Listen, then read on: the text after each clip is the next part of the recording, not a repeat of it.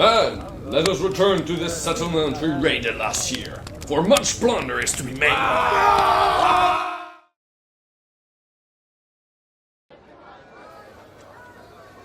shit. They built a palisade. Shit. Okay, so I'm gonna use chopsticks to make the palisades. So each time we order some takeaway food, I always ask for more chopsticks than we actually need, because I know I'm gonna use them for crafts. So I had a little stock there that I wanted to use. But you know, of course, if you don't like to order some takeaway food, you can always buy them, online in bulk. They'll be pretty cheap. Alternatively, if there are some kind of neighborhood, some kind of Chinatown or neighborhood with a lot of these kind of restaurants, there's a big chance there's gonna be some store nearby that's gonna sell these kind of furnitures for pretty cheap. And you know, toothpicks or barbecue skewers are a little too small regarding the scale. I'm really going for something that really is gonna be, you know, thick like a medium-sized tree. So chopsticks are spot on. So if you're gonna use some chopsticks, try to find one with a round section. These ones aren't totally round, but you know, they'll do the trick. So I'm gonna start by cutting the tip of the chopsticks, because it's getting narrow too fast. Then I'm gonna trim the base of the chopsticks just to get sure I get that round section on most of the length. So as you can see, I'm gonna use two lengths. One is gonna be shorter to allow the defenders to get a good look and defend the battlements, and the other one's gonna be higher, obviously, for them to be able to hide, to defend themselves. You can already see this kind of crenellation on early type palisades and fortifications, such as the Romans or the Celts. So there you go, using a cutting plier, I'm gonna cut these different lengths and separate them in two stacks. Okay, now for the trimming parts. I'm gonna try to give the illusion that this has been hand chopped with an axe. So first I'm gonna make some very rough cutouts, as you can see, always towards the table, because I don't want to hurt myself, obviously. There you go. And then I'm gonna end up with smaller cuts just on the tip, and I'm gonna try to alternate the chops just to make sure it will catch the highlight pretty well. So I'm actually trying to on one another, just like scales would be doing. They're not on the same line, they're alternated. Yeah, you get what I mean. Okay, so now I want to glue them, but I want them to be straight. So I'm gonna use this baking parchment paper as a template.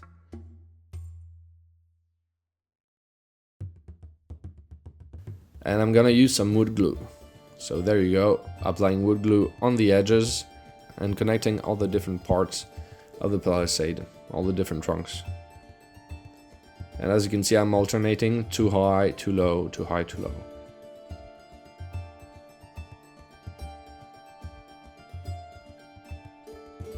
So wait a little bit for the glue to cure, and then you're going to be able to detach it and clean it up if you haven't been 100% tidy with the glue. As you can see, I'm doing it with the X-Acto knife. Then what I'm going to do is I'm going to set the palisade against this platform that I use as a reference for the height. And I'm going to draw a line, and I'm going to put some wooden parts, so you can use some matches just to hold all these trunks together. So now we're going to do the base.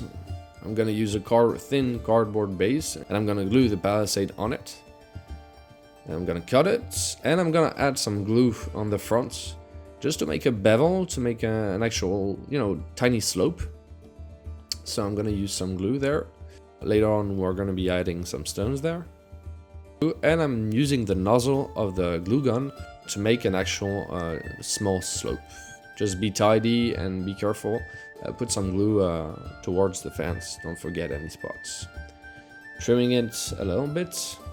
Later on I'm gonna trim it further, I'm gonna cut it with a smaller base, but as you can see it fits perfectly. So I did also another part, it's a modular system, so I did an angle, but it's roughly the same thing, you know. I just made an angle, made sure it was a square angle, and then it's about the same process.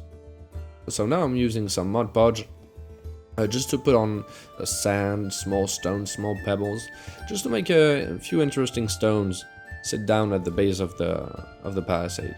Always start with the larger stones and then with the sand, the thinner sand. And at the end you can cover it up with diluted Mod Podge or, you know, PVA glue. Diluted PVA glue is probably even better and cheaper. So now we're gonna do a modular wall walk. And for that I'm gonna use a base made out of foam. And I'm gonna cut out some part in the front, because I want it to look as if it was, you know, it's well made, but it's pretty simple. There's gonna be a stone base, but on top there's gonna be just some wood, you know, a pile of wood on top of which the planks are set to walk on the wall walk. So I'm gonna use these barbecue skewers there, and they're gonna be used as reinforcements, as actual pillars that are gonna stop. As you can see, I've broken down some toothpicks just to make the tiny bits of wood, but as if they didn't want to use stones. So as you can see, I've cut the toothpicks at different lengths, and I can stick the toothpicks in the foam on the sides also. So I'm gonna use some PVA glue mixed in with water to make sure it doesn't move. I'm gonna stick toothpicks on the sides just to imitate branches sticking out on the wall walk.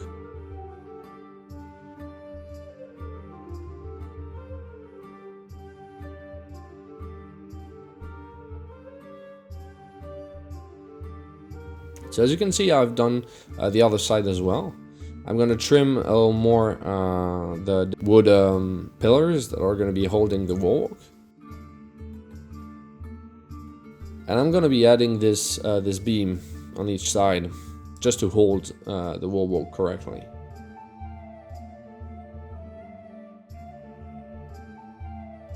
And I'm gonna start measuring the planks that I want to go on the wall walk. So I'm gonna make a bunch of them, and they're roughly gonna be the same size. So as you can see, I've got them, and I've added some wood glue, and I'm basically setting them on top. There you go. Pretty easy. You can trim the excess if there's too much or if some of them are too long. It must be flush on the piece. Okay, so now I'm gonna do a small staircase. Some small stairs going up. But I don't want it to be a ladder, I want it to be actual stairs, because I also want the characters to be, the miniatures to be able to stand between the different steps. So I'm doing a very simple structure. I'm pretty sure the structures were different. I really didn't take too much care. You can do something different, but this is quite handy, and it was easy to build, more or less. So as you can see, I've done a base as well. I've covered it in Mod Podge. I've put some gravels too, and there you go.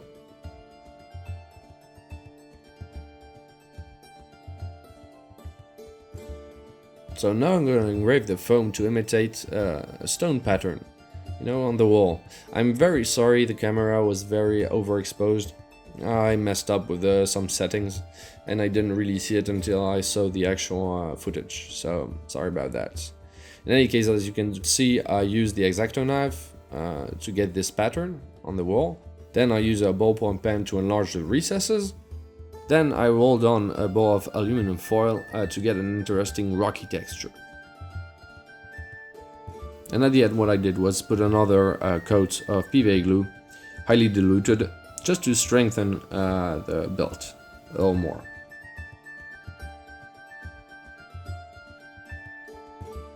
As you can see, I made another piece for the corner. And it's pretty much gonna be the same technique, just with an angle. What you can do also is make some pre-holes on the sides before sticking in the different toothpicks to give the impression that, you know, wood is sticking out. So I'm gonna enhance the texture and replicate this tree you can get on wood.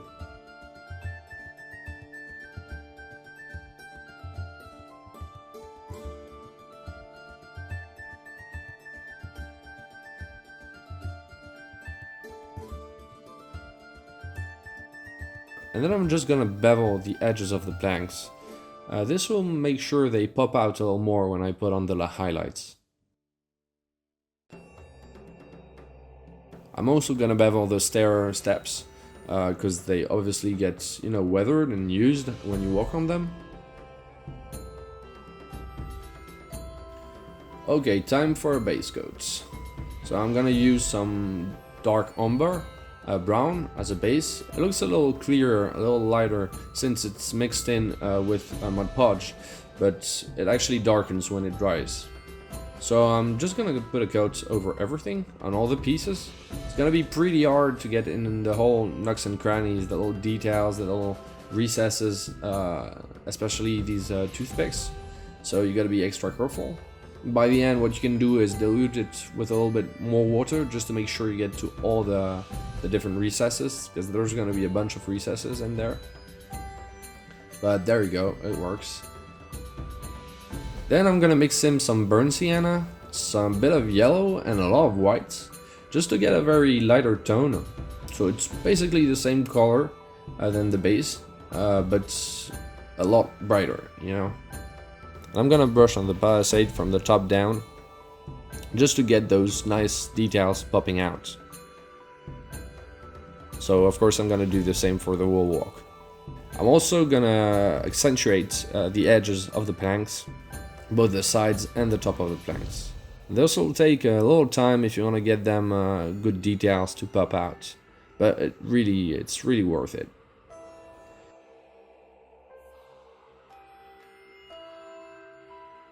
Finally, I'm gonna keep more or less the same color. I'm gonna add a little more yellow and a lot of whites, and I'm gonna paint the midtones of my walls. So I'm going for my usual color scheme, a very light color, because I'm usually using some limestone for my belts. It was the most commonly used type of stone in the Middle Ages for fortifications, because it was the most accessible and easy to work with. So it's very light stone. So I'm using this to make a midtone. And then I'm gonna use it also on the top of the fence, just to enhance the highlights on the cutouts. So now I'm gonna do a black wash with a hint of red, but very diluted. But I'm really gonna focus on the lower part of the palisade. Always keep in mind when you're painting miniatures or, you know, some terrain, that it's better, it'll pop out better on the tabletop if the top part is with the lights, you know, so shadows are pretty much gonna be at the bottom. And finally, as you can see, I've added a little bit of gray on the stones that were in front of the palisade, and I'm gonna add dry brushing of white. And then afterwards you can do a wash. I did a black wash on some stones. So this is the final pieces assembled. It's highly modular, you can do many of them, pretty fast, but the toothpicks actually take some time to get good results, but I think the result looks amazing. In any case, it's modular, you can use it as is, reassemble it of course, but you can also use it stacked up. If you use some platforms or some walls, as you can see here, well, you can add them on top of the walls and to get higher battlements, higher fortifications. So I hope you guys liked the tutorial. If you did, like, share, subscribe. Leave me a comment, give me feedback, guys. And I'll see you soon for another tutorial. Landvaettr signing off.